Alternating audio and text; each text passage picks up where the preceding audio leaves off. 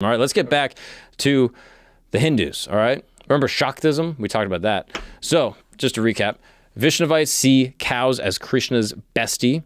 The Shivites see, the Shiva living within the bull themselves. And then the Shaktas take it to a whole new level. They see every cow as a walking, mooing manifestation of the divine mother. Remember the Shaktis? They appreciate the mother goddess, the spiritual feminine force. Right. These were my favorite last time. Probably. A little cuck. Think about it this way. In a tradition where divine feminine power is everything, what is the ultimate symbol of nurturing cosmic energy? The female cow. This is where we're going to talk about Kamadhenu. This is the wish-fulfilling cow, basically like Aladdin's genie or something. Maybe that's disrespectful to say. I'm sorry, Hindus. I'm not trying to be disrespectful, okay? I'm just trying to put it in a way that dumb white people can understand. This celestial mother is not just some, cosmic, dairy farm. According to Shakta texts, the Kamadhenu emerged from cosmic ocean during the churning of the Milk Sea, basically making her the universe's OG mommy milker in a way. She is the first one. She's depicted with a woman's face, showing that divine motherhood transcends species. Right? Because if you're the goddess herself, why would you be limited to just human form? We should pull up a picture of Kamadhenu. Can we pull that up? Yeah. See, look at this. Damn, Gabe's on it. Wow. So this is a slightly different version. This is basically, actually go back to that because that's helpful to point out that this idea is basically that all deities are living within the cow herself. So now, what's a deity for our listeners who don't know, and me? I mean, this idea that, a deity in general. Yeah. Just like a god or like, the pantheon of gods or just the single god that you might worship. Mm-hmm. Like, I guess it's not really used in Christian lore as much, but like in a way, I think you could probably classify God as a deity. I mean, gotcha. I'm also talking about my ass. I don't even know the definition of a deity. I think it's just some type of like supernatural, I think probably a supernatural cosmic force. But let's get into an exact definition, shall we? A god or a goddess in a polytheistic religion, divine status, quality, or nature, the creator and supreme being in monotheistic religion. So yeah, there you go. It's just a god or a goddess, I guess. But I feel like you could even say that like a demon is a deity or something, or like a jinn is a deity. Regardless, it's supernatural. And this idea, I'm pretty sure, is tying into the idea that all gods are believed to reside in the body of Kamadhenu, the generic cow.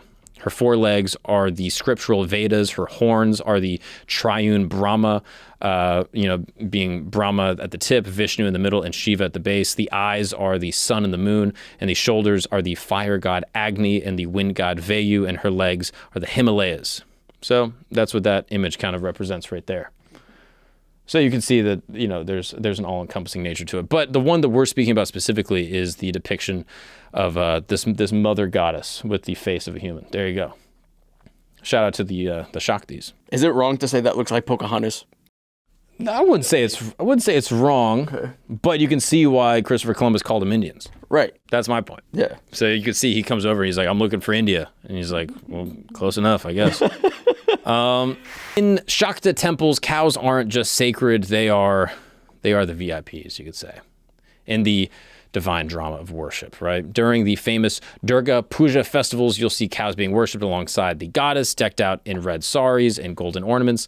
Some Shakta temples in Bengal and Assam even maintain the tradition of having a designated Gwa Mata, which literally translates to mother cow, who gets the first offering of every puja, because even the mother goddess knows to respect her fellow divine moms.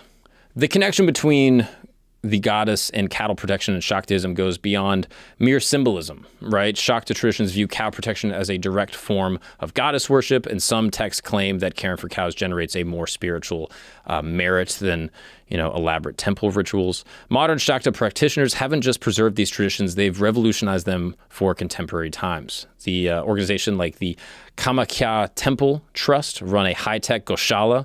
Can we get a picture of a Goshala? Goshalas. And they combine ancient reverence with modern veterinary science. The Bharat Mata Goshala network, inspired by Shakta principles, has created a model where cow protection meets women's empowerment. Right? Mm-hmm. No jokes there. Nope. They've even got programs where urban devotees can adopt a cow virtually, getting regular updates about their four-legged manifestation of Shakti. I mean, that's awesome. You can do a virtual adoption of a cow. So yeah, look at this. This is a Goshala where literally like they just have cows living their best lives. It's kind of nice. Like if you're going to reincarnate, being a cow wouldn't be a bad option because you get to just post up. In India. In India. Yeah, that's a good, yeah. In India. Yes, that is a good one. Can we look at this, how to adopt a cow? Maybe we throw some beans at that. It's not adopting. You're just paying. You're supporting. It's kind of like buying a star. Yeah. Oh, look at this. I mean, this is an American version. That's kind of sick. We know a good idea when we see one. Yeah, this is awesome. Oh, the Shanti cow. Look at this. Oh, I mean, this is nice. Like, it is a nice thing. So, well, the grass area there is so nice, but no, look. I mean, compared to getting a nail in your head. I mean, cows are allowed to live out their full span of life. They're nurtured, respected, treated with kindness. Calves are allowed to stay with their mothers and nurse from them for 4 to 6 months. Cows enjoy feed as well as grazing freely on pasture. I mean, that's just beautiful. I love that. That's very, very sweet. And now we're moving on to the Smartas. Remember the Smartas, right? Oh, yeah. These are kind of like the more open-minded. They believe in many of the gods. They're much more polytheistic. They kind of appreciate all the traditions. So the Smartas are, they've taken a more cerebral approach, as you can imagine. So while other traditions are, focusing specifically on the cosmic bulls or the, Krishna's, cosmic cow herding tradition, the Smartas take a more cerebral approach, right? So for them, it's not about worshiping the cow as a deity, but understanding it as a living symbol of universal consciousness. They basically say, hey, before you, dig into, all the spiritual stuff, let's just look at what the cow really represents from a philosophical lens. So the Smartest genius lies in how it integrates cow symbolism into the worship of multiple deities, this idea of Shanmata. According to Smarta text, cow embodies the aspects of all major deities, the nurturing Devi, the dharmic stability of Shiva, the sustenance of Vishnu, the wisdom of Ganesh, etc. When it comes to Vedantic interpretation, Smartas go full-on metaphysical. They interpret the cow's calm demeanor and natural giving nature as practical demonstrations of Vedantic principles. So this is what we were just talking about before. Remember that image we pulled up of basically all the entities living within the cow specifically? So this is the Smartas are the ones that are all about that. So the 4 legs of the cow are said to represent the Vedas. The milk is the flow of knowledge. The peaceful nature is the state of consciousness. I mean, pretty nice. Adi Shankara, his influence on the Smartas' attitude towards cow protection is where philosophy meets practicality. In his various works, Shankara emphasized that protecting cows is not just an act of dharma, but means of purifying the intellect. He taught. Also, I was told that it might be pronounced dharm. I think the A might be silent. So if that's the case, I'm going to continue that way. He taught that the act of serving cows helps dissolve the ego because, you're basically cleaning a Goshala all day. It's going to humble you. And contemporary Smarta practices have evolved this philosophical foundation into modern action. Major Smarta institutions like the Sringeri Sharada Pitam maintain extensive Goshalas where traditional reverence meets this, modern conservation. They're not just protecting indigenous cow breeds, they're preserving what they see as living symbols of Vedantic truth. Oh, I mean, I'd see the Smartas are my favorite. I like all of them. I like all the denominations, but the Smartas, I just think they just speak to me in a nice way. I really like that. And they're also the most all-encompassing. Yeah. Yeah, exactly. It's the best of all worlds. Right? You kind of get it all. It's kind of nice with the Smartas. And you're supporting the ladies. Right? Yeah, exactly. You get to help out the cows. It's sick as hell. All right. Now there's one that I don't know about as much. The Arya Samaj. The Arya Samaj enters our narrative about cow protection with a shift in perspective. Okay. So there's this person, the movement's founder, Dayananda Saraswati, and they emphasize the practical benefits of cow protection in his work. Rather than focusing solely on divine or mystical reasons, the Saraswati argue that cows are valuable for their contributions to agriculture and dairy production. This rational approach marked a departure from the traditional, spiritual narratives and rather emphasized the utility. Now, here's where the Arya Samaj gets a little interesting. Okay, they draw this sharp line between reverence and worship. They argue that treating cows as deities actually diminishes their practical importance. For them, true reverence means recognizing the cow's vital role in sustainable agriculture, stability, economically, and then societal well-being. The Arya Samaj's scientific and ethical arguments for cow protection would make, basically modern liberal Bushwick environmentalists very proud. Their texts meticulously document the cow's contributions from fertilizer to fuel to soil conservation to biodiversity.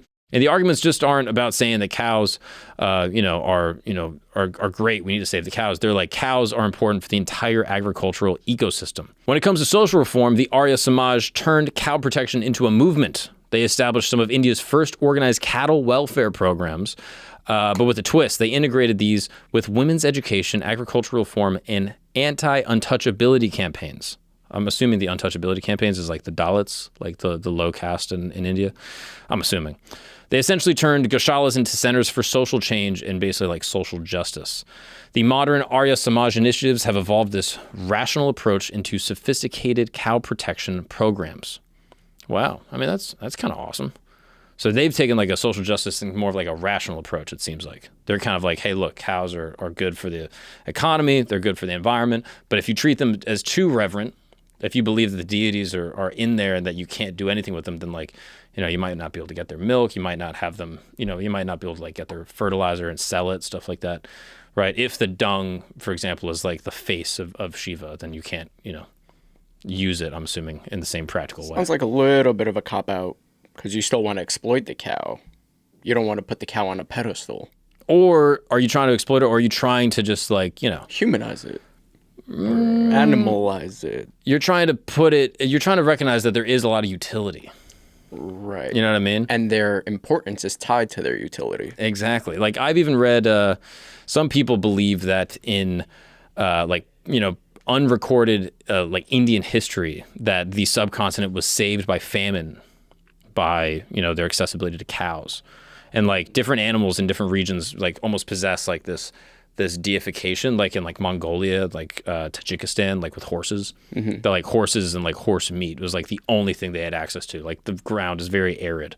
So like, as a result, it like sustained the people for a long time. And the gratitude and reverence for, cows in society at that time that saved them from famine. And some people have even speculated that's why like Baphomet, the pagan symbol for like Satan, mm-hmm. Was just at one point worshipped as like a deity that has the head of a goat. Because perhaps goats and like goat meat and goat milk saved them from some type of famine.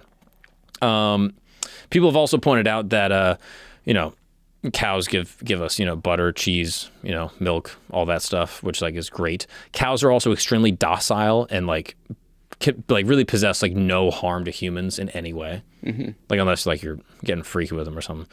Trying to tip them. Yeah, exactly. Like they can give birth to more cows, which you can use for milk later. So like there's like an actual like appreciating stock. Do you know cow tipping isn't a real thing? What does that mean? So in cow tipping, and this is probably not. No. Right? You got me here. So in cow tipping, you wait until the cow falls asleep, which everyone has told you they do standing, and then you tip them over. Mm-hmm. Cows don't sleep standing. I mean, maybe they kind of like get... They kneel down when they sleep. Okay, can we get a video of cow tipping? There's no way. I thought that they kind of like would half sleep standing up. Maybe. Like you've never dozed off behind the wheel? 1,000,000 times. And you don't think someone could have tipped you over? In my car? Yeah, right? Or like drove you off the road or something? For sure. All right, let's see. I mean, this is going to be extremely sacrilegious if there's any Hindus watching. So yeah, this is going to be very, very, very rude. Also, this just looks like a guy moving hay around. So there's not a video of cow tipping? I mean, can you just search, is cow tipping real? Because now this is blowing my mind. I have it on good authority that cows sleep kneeling down. Real activity is an urban legend. Wow. Not a factual practice. This is blowing my mind. Someone even said that the activity is real, but the results are not. Cows don't tip over, sleeping or not. But plenty of people still go out trying to cow tip because they think it's funny. But like, you'll just push a cow and they'll just like move. Well, from what I understand, or at least what I've seen in movies, is you don't tip it over. You tie their hooves together and then push it. That's just cow tripping. Or, yes, or pulling the tied together legs. Yeah, I mean, that's crazy to me, first off, that cow tipping is not a real thing. It's not a real thing. I mean, that's wild. I asked to do this the first time this is going to make me sound bad, but I was asked to do this the first time I visited a farm with some guys that had cows, or to other farmers that had cows, and they sleep sitting down. You're never going to be able to do that. I mean, yeah, they're also 800 pounds. That's true. I wonder where it came from. I wonder if it came from like parents basically like sending their kid on like a fool's errand. It You know what I sounds mean? like some hillbilly Folklore? college shit. Yeah. I think it's parents being like, oh, you want to do something fun? Go do cow tipping. Like, you ever seen where parents, like a kid will fall asleep and they're like fake sleeping? And then parents will be like, oh yeah, if they're really asleep and you raise their hand, then they'll stay asleep, and they lift their hand and their hand stays up. Yeah. I bet you it's that, where some parents were like, oh, you want to do something fun tonight? You're bored? Go do cow tipping. When they fall asleep, they're standing up, you push them over. Or like when they catch you smoking a cigarette, they make you smoke the whole carton. Yeah, I mean, that sounds more like just a punishment. Right. But it's a punishment if you try to tip a cow and the cow comes after you, even though we know they're docile. They're docile, bro. Are you not reading Hinduism? Or You're telling me if you don't go try to tip over a cow, it's not going to come at you? No, it'll probably be like, yo, what's going on? Or maybe they'll like the rub. Maybe they'll like the back rub. Who knows? The other thing that people point out with cows is that their dung can be used as fuel. When they die, their skin can be used as leather. Obviously, some people would object to this.